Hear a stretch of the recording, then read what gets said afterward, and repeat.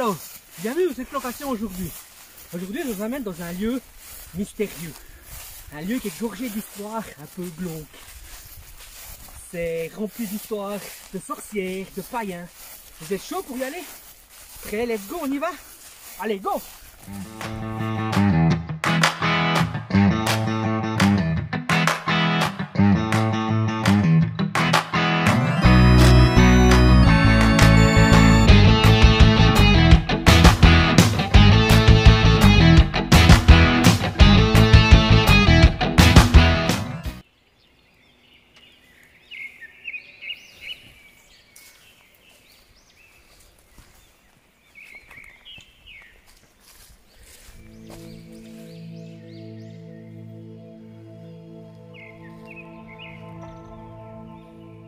Là, je me dirige vers deux petites grottes. C'était sur le chemin pour aller au creux Tacheta. On va aller voir ces grottes. Vous êtes d'accord? Allez, go. Alors là, c'est pas une grotte. On dirait qu'il y a une sorte de... Comme c'était creusé. On va déjà aller voir, celle du haut. Alors le chemin pour monter, il est assez casse-gueule. On va monter.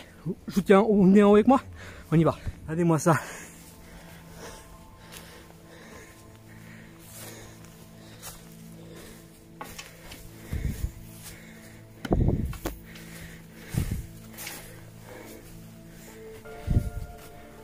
Vraiment bizarre.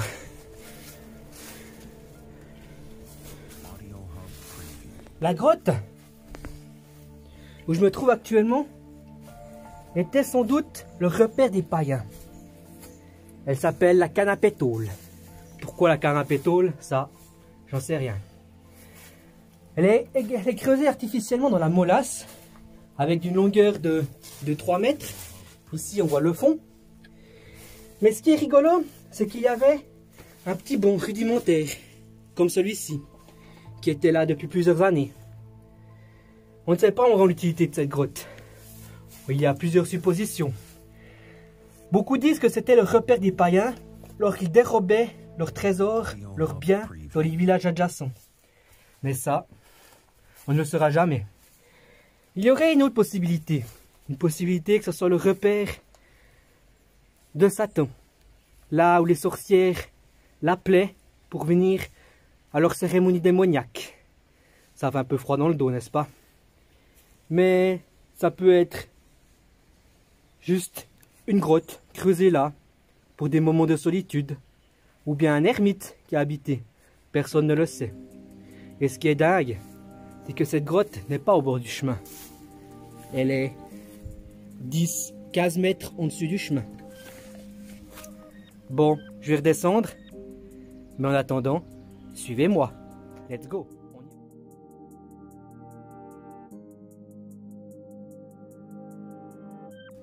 Ce trou aussi est très bizarre. On dirait que c'est creusé dans la roche. Soit pour avoir un puits d'eau, soit pour avoir... Mais c'est bizarre. Enfin, on ne le saura pas. Hein. Alors là, je suis en train de descendre. Nouveau sous le chemin. Mais c'est assez casse-gueule. Donc voilà. Cette niche, ici gravée, où on peut voir sur le côté des feuilles de laurier. En haut, un soleil. Et on peut imaginer un bonhomme. Ou une forme humanoïde. À savoir, est-ce que c'est vraiment creusé là depuis des années, voire des siècles? Personne n'a pu dater de quelle année a été gravée cette fresque dans la molasse. Mais avec imagination, on peut voir énormément de choses. C'est à vous de me dire dans les commentaires ce que vous avez vu en regardant cette fresque. Ça pourrait être rigolo.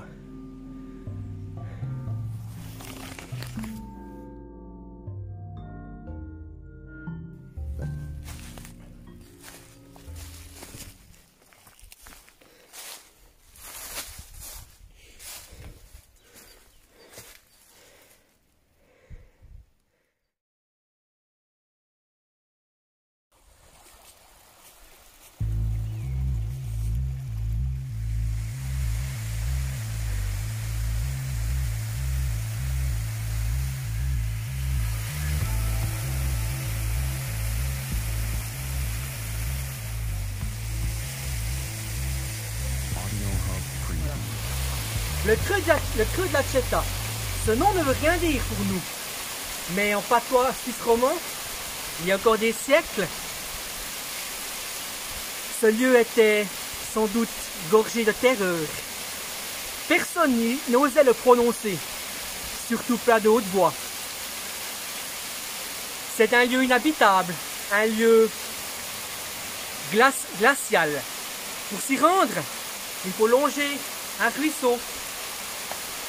Mais quand on est au fond, on sent la malveillance, la méchanceté. Il y aurait des histoires vraiment bizarres sur ce lieu. Il y a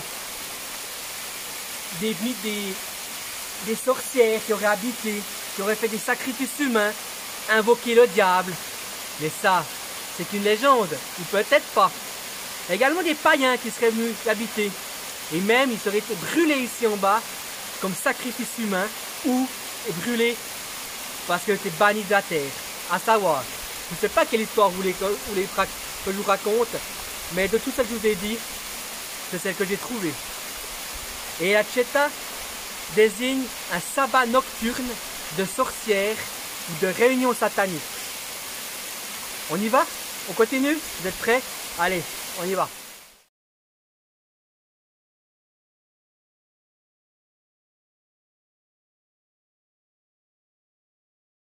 Là-haut, il y aurait eu un habitat troglodyte. On ne sait pas vraiment l'histoire de ce coin là-haut. Il y en a qui disent aussi que c'est la charpente qui soutenait la potence des sorcières. Mais ça, on ne le sait pas. Ce qui est intéressant, c'est que ce lieu là-haut, on voit les trous, comme s'il y avait un petit toit et une grotte qui s'y plonge. À savoir ce que ça pouvait bien être. En tout cas, une chose est sûre, c'est que l'histoire, on ne sait vraiment rien d'histoire. C'est en découvrant qu'on le découvre. Pas mal la phrase, je trouve. Je vais la breveter.